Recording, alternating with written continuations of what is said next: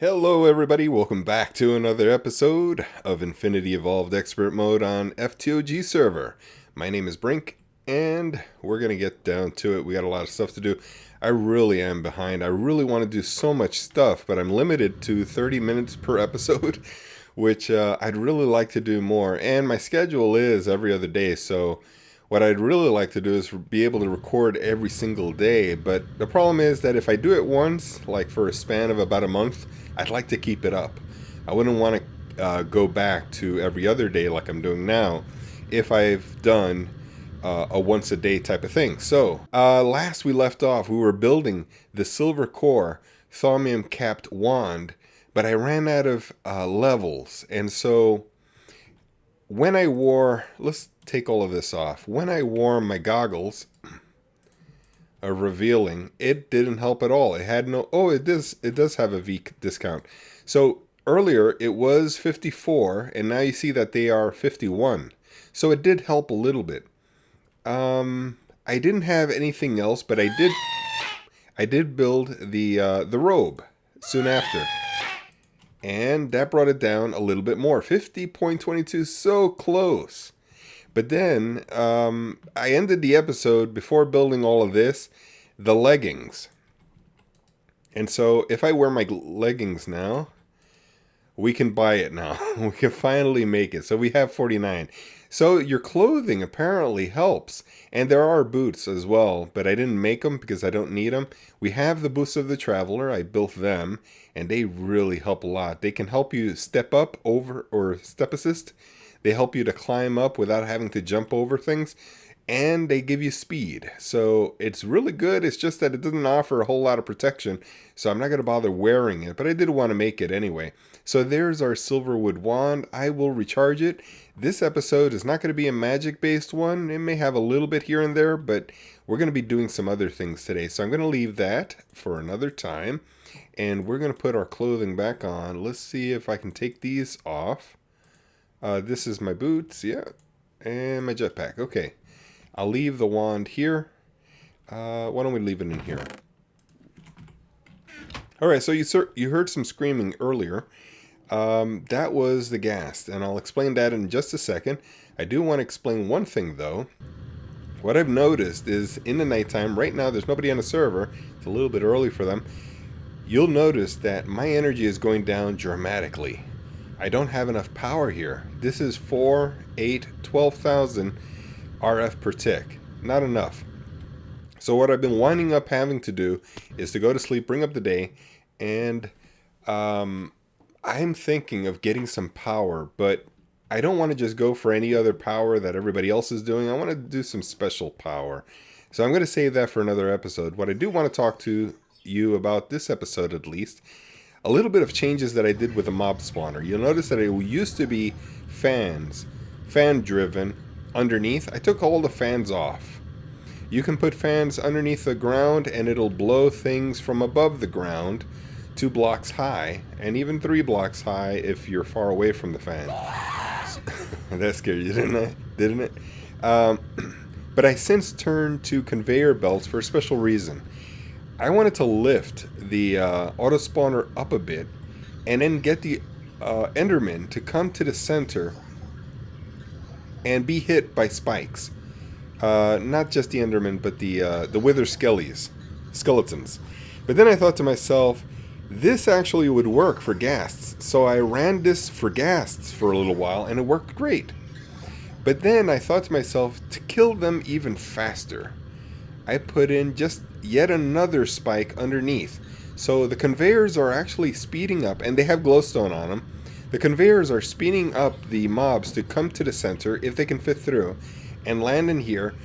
The mob drops go into the vacuum chest and go into the tesseract into my ME system.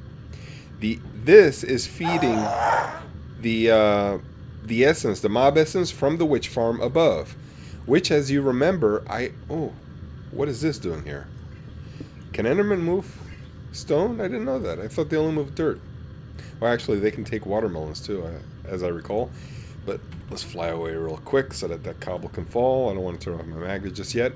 But I put an essence spawner up there from one of those Thaumcraft ruins you find in the terrain generation. And I lifted up my grinder up off the floor. It was working great under the floor. But once I installed the Wisps spawner, it was a little bit out of range. It could reach 2 blocks above, but then these would linger for a while before they decided to flow down. So I decided to bring the grinder up, and now they can kill everything 5 blocks in front of it. And then these fans, which are hidden from the outside, but have a glowstone block above, I still need to cover this edge here.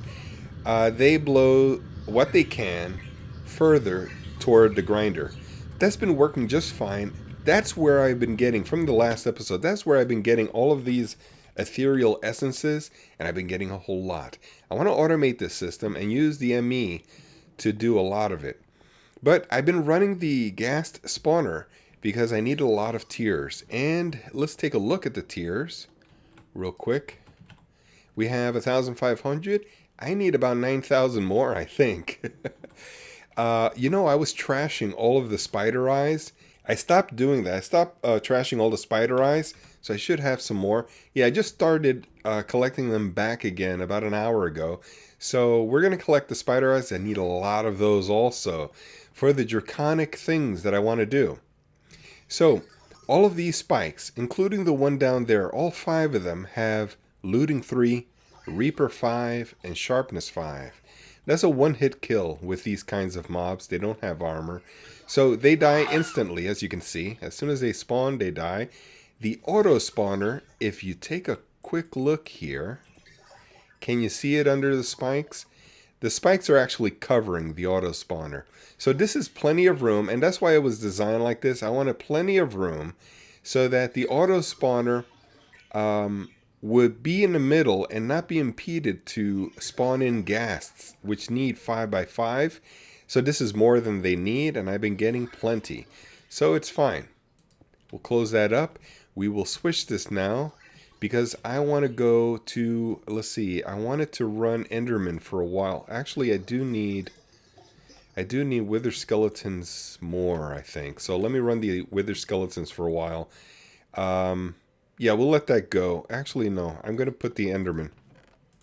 Yep, let's go with Enderman.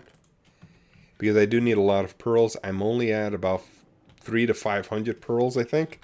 And I need loads. Oh, I have 700. Great. Excellent. But I need about 9,000 more. So they will go down. They get killed almost immediately. And their drops come in here. Now, along with those drops, guess what kind of drops I've been getting? Look at this big monster here.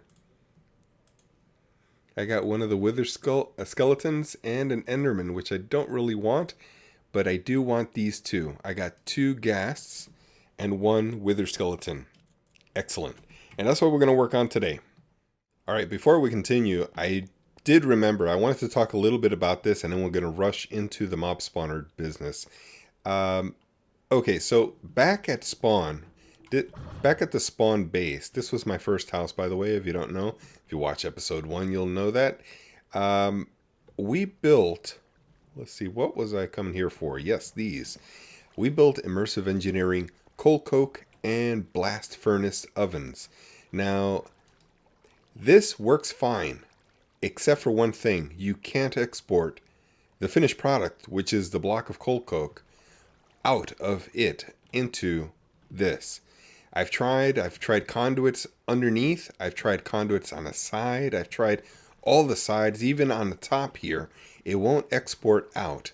So I don't know what's up with this. It doesn't seem like immersive engineering, because they usually do things very well where they look toward automation. So there's something I'm missing, or they are missing, because I expected more, but yeah, there's probably something I'm missing, because I figure, without a doubt, they would have automated this, but it doesn't. I can't find it. Anyway, so I've tried the same thing for the blast furnace, tried automating it, because here's a snag. With the most recent update, which was just a couple of weeks ago, we now get this slag, this byproduct, and I'm trying to get rid of it, because in order for this to continue, I have to remove it, and then it'll continue. You saw it flash right there. So I get stuck every 7th block. This is terrible. I need a lot of steel. I need thousands of steel, and I'm held up with this. So I'm giving up on immersive engineering, and we're moving over to Railcraft instead. So I made these two guys, and they're from Railcraft. Now this guy, I should have put it reversed order, because really, this is the coal coke maker, and this is automated. This does work. I have a pipe coming in from under here into Ender IO conduits and then facades and feeding back into here. You can see the arrow going up. So it goes into the blast furnace on the left. And it's been working, as you can see. It's waiting for more coal coke. But when it gets it puts it right into the system and goes right in and starts cooking. And here we have 45. Now, I haven't put an extract out, and I probably should. If we can do an in and out extract into here, in and out, insert into there, that might work. Let me see. Yeah, it's working. Okay, so we're getting it there. And yeah, so that stays there. Good. And it filled up 64. Excellent. So yeah, this will feed when it gets a coal coke, go under, feed into here, and we're generating lots of steel. Awesome. So a different kind of steel, but it'll work also. But I looked up the need for this, and we don't have a whole lot of need for this kind of slag, so I don't know what to do with it. I'll probably hold it until they come up with a new thing to make out of it. But anyway, let's get to it. Now I'm going to bring up the date, and then I'll start working with you. Alright, let's see what we got here. I've moved, let's see. No, actually, what I did was cover this up a little bit, because I didn't like that some of the pearls were standing on top of the spikes. I've removed the spikes, and the only reason they won't stack is because the enchantments that I've added to them were in reverse. I did 2 at a time before I decided to go with all 4s. So anyway, we're going to place, let's see, we'll get a couple blocks down. Let's use solid blocks. I don't know how these facades will react. So I'll go down just a little bit. And what I'm going to do, I set this up like this so that I can place the spawner on top of that. I'll give it a place to land on. We're going to grab the spawner, and this is a witch spawner that I found in the terrain.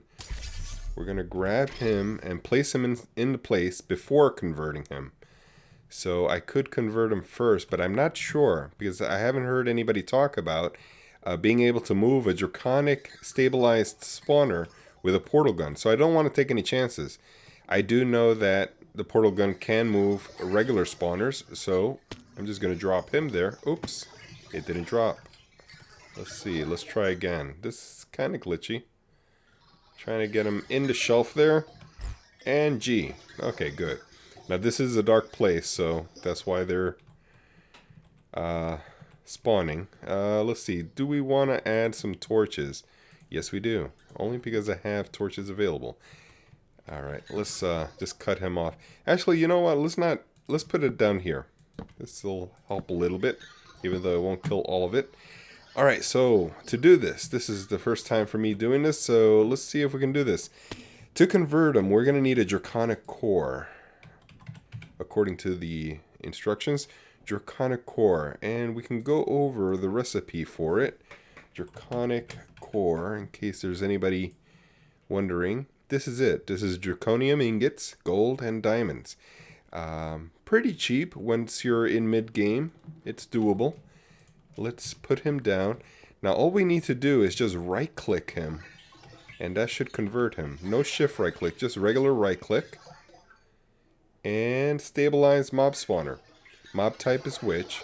Requires, I don't know what all of this is. Hold shift for upgraded info. You know what? I may have to build a draconic tool in order to convert it to an empty. But we'll give it a try.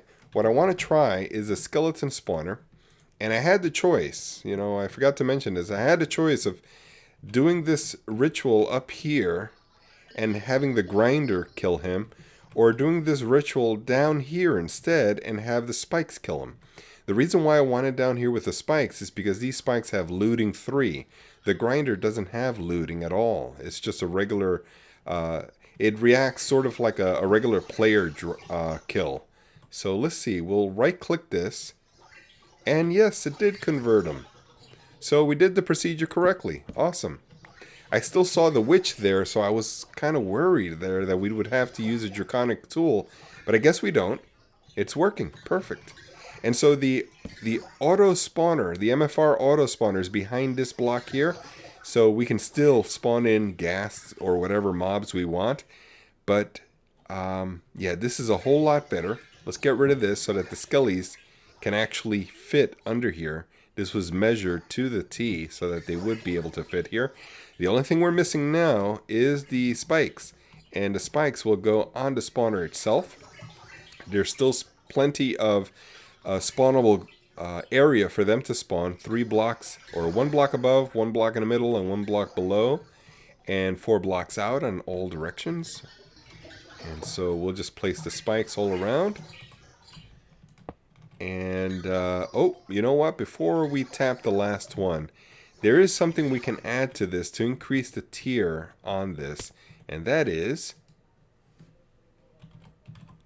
a nether star.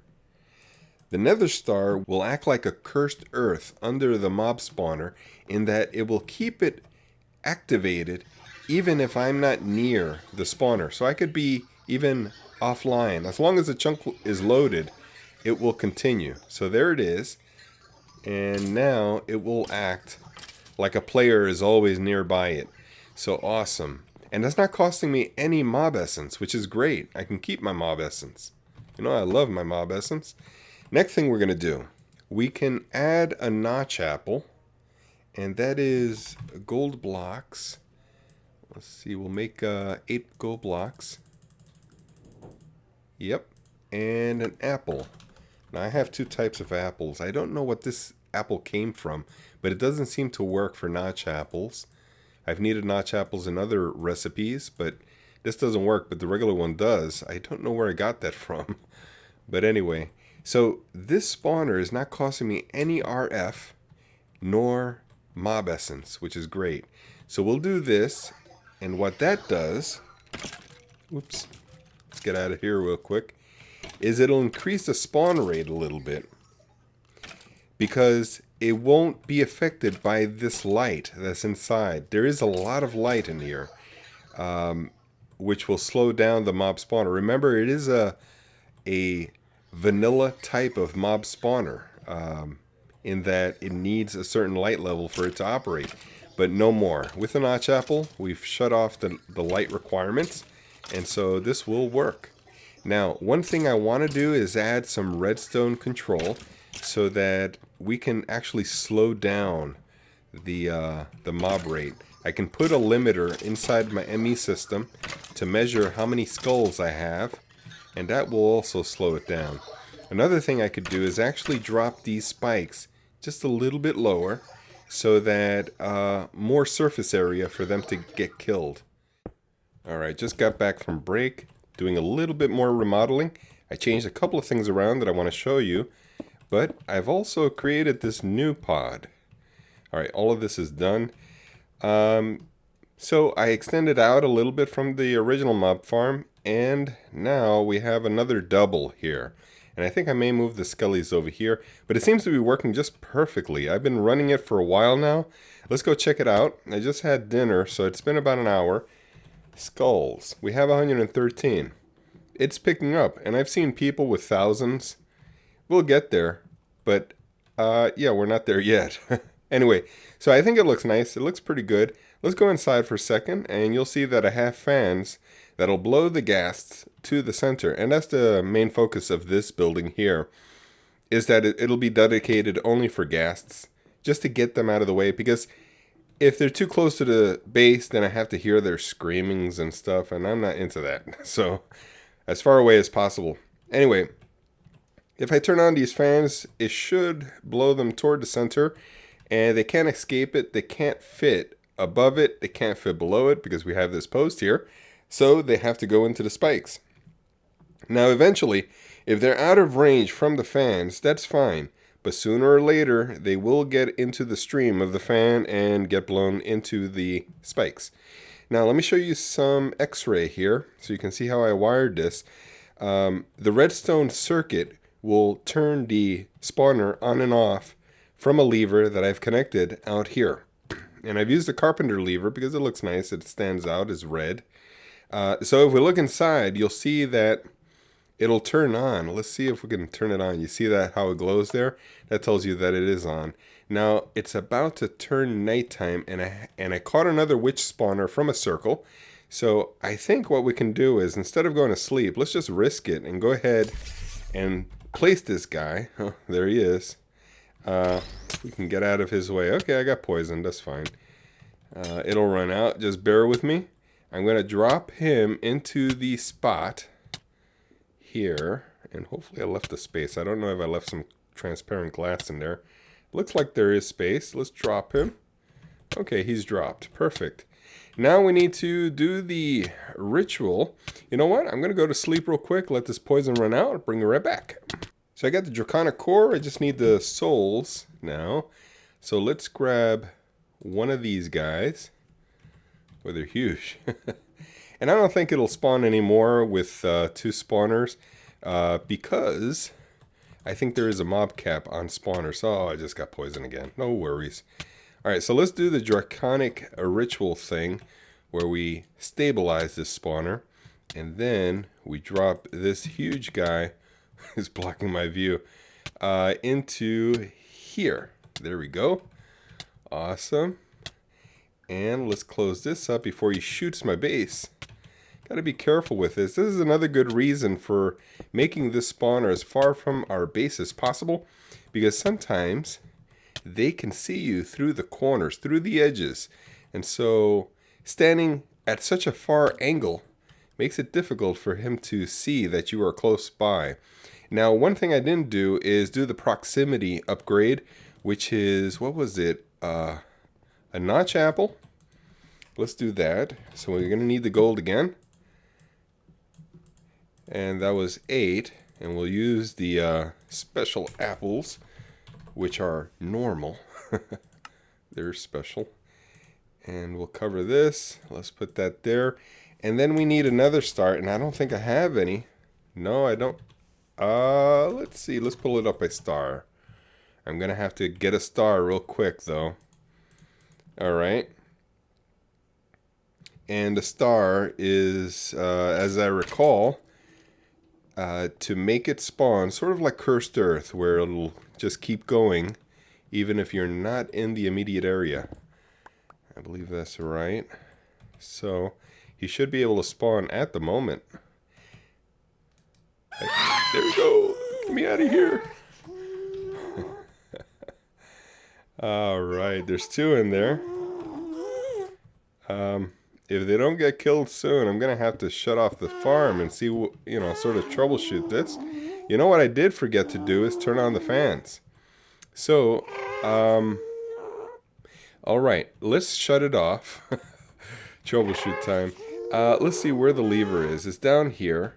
If I can avoid the angle where they can see me, I can probably break this here and sort of reach for the lever here. That might help. Alright, let me do that to all of them. There we go. The ones that were nearby got pushed in. So the fans are working. Awesome. Let's get this and sort of reach here. We should hear a couple more screams. There we go. This is working very well. Not according to plan, but it's getting there. I didn't mean for this to fail like this, but it's working out. Alright, all of them should die within a few seconds now that we have all the fans on. Their hitbox may be a little bit higher. I'm wondering why they are glitching above there if there is plenty of room for them to be down here. There is one more thing I want to do inside. I put obsidian because it's going to hold back the ghast a little bit better. I'm going to place some blocks up here. The reason is that if the ghast gets killed sort of at an angle over here, the tier or the drops may fall on top of the spikes. So the blocks here will at least prevent it from falling dead center. although it can maybe have a little bit of a chance of falling on top of one of the spikes, sort of at an edge. So the blocks at least keep it from falling toward the center and can go between the spikes here at this corner. So we'll give it a try. Let's see how it works. And hopefully this will work fine, because I don't want to make any more changes. This has taken me a little bit of a while to complete. And yeah, I am changing this to Magical Forest as well. Let's give this a second to go. I really should have gotten the Nether Star ready for you guys during that break. I hate to cut so many times, but yeah, I'll do it off camera. I just want to see this working in operation before I let you guys go. Let's see if we can spawn a few. They are all spawning fine. This guy's getting murdered. Seems to be working fine. The only thing left for me to do is probably get an XP drain going down, although I don't really care about the XP, but I put a transfer node to pick up the items through the blocks, because I do have blocks above it. But this has been picking up just fine, and we can take a look at the gunpowder coming in. Let's see, tears. All the gunpowder, all the tears, they're all coming in. Yeah. Alright, so this is working. I just got to take care of the idea with the XP balls. But guys, I'm going to call it here, say thank you for watching. Remember to ask a question in the AMA link that I have down below in the description. And thanks to all you guys for watching, and I'll catch you all next time.